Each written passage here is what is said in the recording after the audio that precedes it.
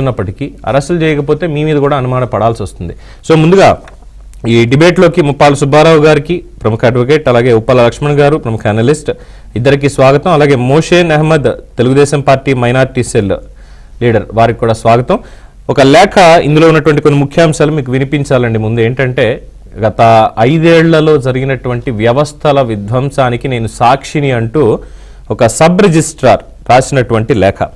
1992 నుండి 2023 వరకు stamps and registration శాఖలో వివిధ హోదాల్లో పనిచేసి 2023 వరకు ఇబ్రహీంపట్నం సబ్ రిజిస్ట్రార్గా పనిచేశాను. జూన్ 24లో రిటైర్ అయ్యాను.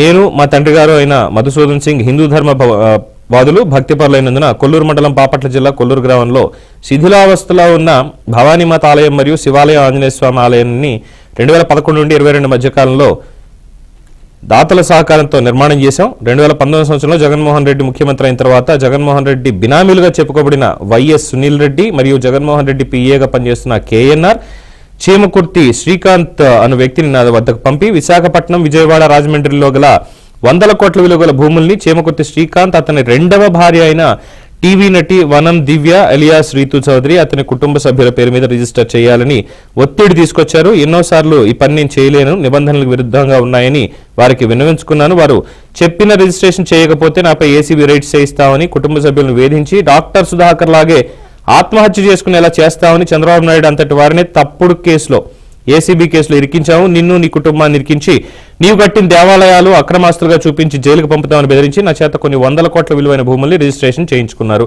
ఈ బెదిరింపులలో నా పై అధికారైన ఆడిట్ రిజిస్టర్ కె రామారావు కూడా భాగస్వాముడై ఉన్నారు. ఈ చీమకుర్తి శ్రీకాంత్ అనే వ్యక్తి స్వయాన భారతిరెడ్డి గారి బినామీ అయినందున కొన్ని వేల కోట్ల రూపాయల భూములు తప్పుడు రిజిస్ట్రేషన్ చేయించుకున్నారు. ఈ భూములకు సంబంధించిన అన్ని ఆధారాలు నా వద్ద కలవు. అంతేకాకుండా నా మీద ఏసీబీ రైడ్ చేయిస్తామని బెదిరించి నా కష్టార్జితమైన ఇంటిని తాకట్టు పెట్టించి నా వద్ద నుండి 30 లక్షల రూపాయలు వసూలు చేశారు.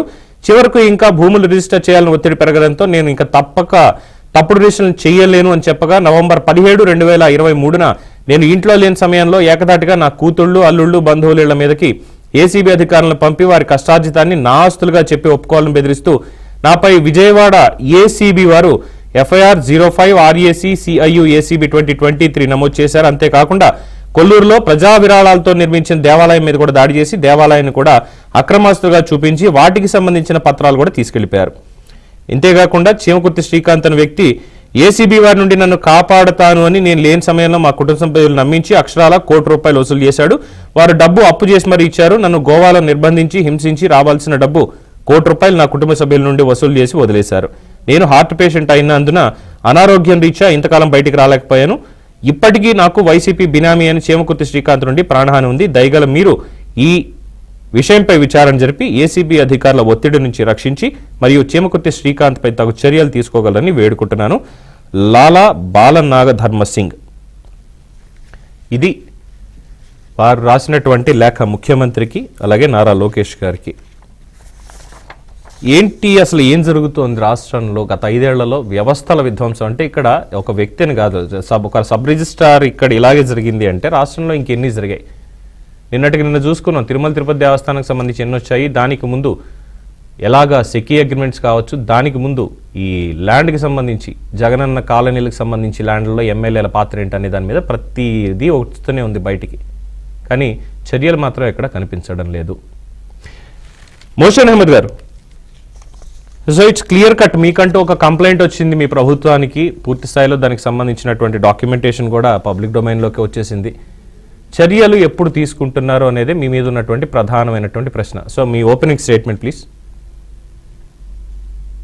అందరికీ నమస్కారం అండి. ముఖ్యంగా బీఆర్కే న్యూస్ ఈ రోజు డిబేట్ లో పాల్గొంటున్న సభ్యులందరికీ మరియు ప్రేక్షకులందరికీ, ఏదైతే మీరు ఇప్పుడు ధరం సింగ్ గారి చెప్పారో తన స్టేట్మెంట్ కానీ తనని వేధించిన విధానాన్ని కానీ, ఈ ప్యాటర్న్ మొదటిసారి వింటలేదు మనం. ఎందుకంటే గత 5 సంవత్సరాలు ప్రభుత్వంలో జరిగింది ఇదే ప్యాటర్న్. ఎవరన్నా ఒకళ్ళు వాళ్ళ మాట వినకపోయినా, వాళ్ళు అడిగింది చేయకపోతే ఇదే ప్యాటర్న్ లో సిఐడిని గాని ఏసీబీని గాని పెట్టి భయపెట్టి వాళ్ళ చేత పనులు చేయించుకున్న ప్రభుత్వం, అరాచక ప్రభుత్వం వైఎస్ఆర్సీపీ ప్రభుత్వం తెలియజేస్తా ఉన్నా. ఏదైతే ఇది ఇప్పుడే మా కంప్లైంట్ వచ్చింది, దీని మీద దర్యాప్తు జరుగుతుంది.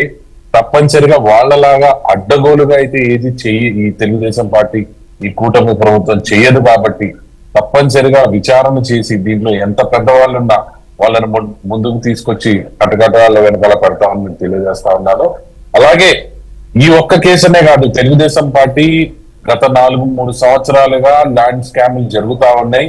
అనేక విధాలుగా అనేక డిఫరెంట్ ఆప్షన్స్ గా జరుగుతున్నాయి. ఏంటంటే ఒకసారి పేదలకు పంచిన సెంటు భూములు కానీ ఒకసారి చూస్తే అది ఎప్పటి నుంచో తెలుగుదేశం పార్టీ దాని మీద పోరాటం చేస్తా ఉంది. దేనికి పనికిరాని భూముల్ని కొని రిజిస్ట్రేషన్ చేసి వాళ్ళని భయపెట్టి కానీ ప్రభుత్వ అధికారులను భయపెట్టి కానీ ఆ రోజు అక్కడ డబ్బులు దండుకున్నారు. ఎక్కడ కనపడితే అక్కడ ఇప్పుడు ఒక రిజిస్ట్రేషన్ ఆఫీసర్ ని భయపెట్టి 700 కోట్ల రూపాయల భూమిని రిజిస్ట్రేషన్ చేసుకున్నారంటే అసలు ఎంత మందికి ఇది ఎఫెక్ట్ అవుతా ఉంది, అసలు ఈ ల్యాండ్ ఓనర్స్ ఎవరు, వాళ్ళందరినీ ఎలా భయపెట్టారు, అది కూడా రావాల్సింది ఉంది బయటికి. ఎందుకంటే 700 కోట్ల రూపాయల భూమి ఒకరి పేరు మీద ఉండదు కాబట్టి దీన్ని ల్యాండ్ ఓనర్స్ ఎవరు, వాళ్ళని ఎన్ని రకాలుగా వేధించుంటారు, దాని వైపు కూడా ఆ కోణంలో కూడా దర్యాప్తు జరుగుతుంది రానున్న రోజుల్లో తప్పనిసరిగా. ఎందుకంటే ఇప్పుడు వీళ్ళు చెప్తుంది ఏంటంటే తెలుగుదేశం పార్టీ ఆ కూటమి ప్రభుత్వం ఆరోపణ చేస్తున్నారు. కేసు వచ్చింది, కేసు వచ్చినప్పుడు దాన్ని ప్రజల ముందుకు తీసుకురావటం ప్రభుత్వంలో భాగంగా ఈ రోజు ప్రజల ముందుకు తీసుకురావడం జరుగుతుంది. దర్యాప్తు కోర్టు పరిధిలో ఉన్నప్పుడు ఒక పార్టీగా కానీ ఒక ప్రభుత్వంగా కానీ మేము దాని గురించి మాట్లాడకూడదు కాబట్టి వాళ్ళకు ఆ స్పేస్ ఇవ్వటం వల్లనే ఈ రోజు ఏదైతే ప్రాసెస్ నడుస్తుందో అది నడుస్తా ఉంది. ప్రభుత్వ పరంగా మేము చేయాల్సింది ప్రజలకి న్యాయం ఏం చేయాలన్న దాని మీద ప్రభుత్వం దృష్టి పెట్టింది కాబట్టి తప్పనిసరిగా ఈ కూటమి ప్రభుత్వంలో పేద ప్రజలకు కానీ రాష్ట్ర ప్రజలకు కానీ ఎవరికి అన్యాయం గత 5 సంవత్సరాల్లో కానీ ఇప్పుడు కూడా ఎవరికి జరిగినా తప్పనిసరిగా కఠిన చర్యలు ఉంటాయని మీకు తెలియజేస్తా ఉన్నా. అయితే ఇంకొక ప్రశ్న అడగాలి మిమ్మల్ని. మీకు ఇది కొంచెం ఇబ్బందికరమైనటువంటి ప్రశ్న అయినప్పటికీ కూడా అడగక తప్పదు. ఎందుకంటే 151 సీట్లు వస్తేనే ఏసీబీని అడ్డం పెట్టుకొని ఇలా లేఖలు రాసేలాగా చూసి అంటే మొత్తం వ్యవస్థలు మేనేజ్ చేశారు అంటే ఈ లేఖలో ఉన్నటువంటి ఆరోపణ.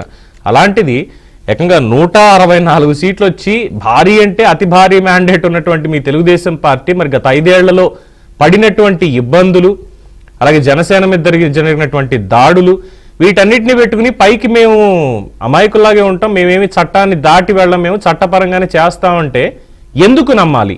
ఇందులో కూడా ఏమైనా వీళ్ళని టార్గెట్ చేయడానికి ఈ అధికారుల్ని కాస్త లొంగ తీసుకునేటువంటి క్రమంలో ఇది మీ సైడ్ నుంచి కూడా వచ్చే అవకాశం ఉంది అన్న అనుమానం ఉంటుంది చాలా మందికి. అంటే వైసీపీ వాళ్ళు వేసేటువంటి ప్రశ్న నేను ముందే వేసేసే, వాళ్ళు రాలేదు కాబట్టి. పర్లేదు, మంచి ప్రశ్న వేశారు. కానీ నారా చంద్రబాబు నాయుడు అన్నవారికి సుదీర్ఘమైన రాజకీయ ప్రస్థానం ఉంది. మీరు చూసుకుంటే ఆయన ఇప్పటికి 14 సంవత్సరాలు ముఖ్యమంత్రిగా ఉన్నారు. ఎటువంటి పరిపాలన అందిస్తారు? ఒకసారి ముఖ్యమంత్రి అయితే ప్రజలకి ఏం చేయాలా, ప్రజలకి ఎట్లా మేలు చేయాలా, నా తెలుగు జాతికి నేను పరిపాలిస్తున్న ఈ రాష్ట్రానికి ఎట్లా పేరు తీసుకురావాలా, ఎట్లా అభివృద్ధి ఎట్లా తీసుకురావాలా, జాబ్స్ ఎట్లా తీసుకురావాలా అన్న దాని మీదే తెలుగుదేశం పార్టీ ప్రభుత్వం యొక్క దృష్టి ఉంది. కానీ ఇలాంటి వాటిల్లో ఎవరు వెళ్ళినా గతంలో కూడా ఎంకరేజ్ చేయలేదు. ఇప్పుడు ముఖ్యంగా ఉన్న పార్టీ స్ట్రక్చర్ ని కానీ ఇప్పుడున్న పార్టీ యొక్క మేనేజ్మెంట్ ని కానీ మీరు ఒకసారి చూస్తే అసలు అటువంటి ఆస్కారాలే తెలుగుదేశం పార్టీలో ఉండని మీకు తెలియజేస్తా ఉన్నా. ఎందుకంటే ఇప్పుడు చూస్తే ఇప్పుడు ప్రభుత్వ విధానం కూడా చూడండి మీరు ఒకసారి. ప్రభుత్వం వచ్చిన దగ్గర నుంచి ప్రభుత్వం అమరావతిని ఎట్లా కట్టాలా, మన రాష్ట్రంలో ఉద్యోగాలు ఎట్లా తీసుకురావాలన్న దాని మీదే దృష్టి ఉంది. అలాగే కార్యకర్తలుగా తెలుగు పార్టీ నాయకులుగా కూడా మేము మీకు ఒక మాట చెప్తా ఉన్నాం. ఎందుకంటే ఈ రోజు మాకు డబ్బు కన్నా, ఎందుకంటే మా పోరాటం గత 5 సంవత్సరాల్లో కూడా మీరు చూసుకుంటే మాకు మా స్వలాభం కన్నా మా రాష్ట్రం బాగుండాలా, అమరావతి క్యాపిటల్ కట్టాలన్న దాని మీదే ఎక్కువ శాతం తెలుగుదేశం పార్టీ నాయకులు గాని కార్యకర్తలు గాని పోరాటం చేయడం జరిగింది. అదే పోరాటంలో భాగంగా అతి ముఖ్యమైన ఘట్టంగా తెలుగుదేశం పార్టీని కూటమి ప్రభుత్వాన్ని గెలిపించుకున్నాం.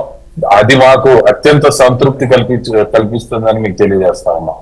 అంతేగాని ఈ ప్రజల సొమ్ము ప్రజల్ని మేము పైపెట్టి ఏదో ఒకటి లాక్కోవాలన్న విధానం కూటమి ప్రభుత్వంలో గాని తెలుగుదేశం పార్టీలో గాని ఉండదు. రైట్. సో ఒక చిన్న బ్రేక్ తీసుకుందాం. బ్రేక్ తర్వాత దీని మీద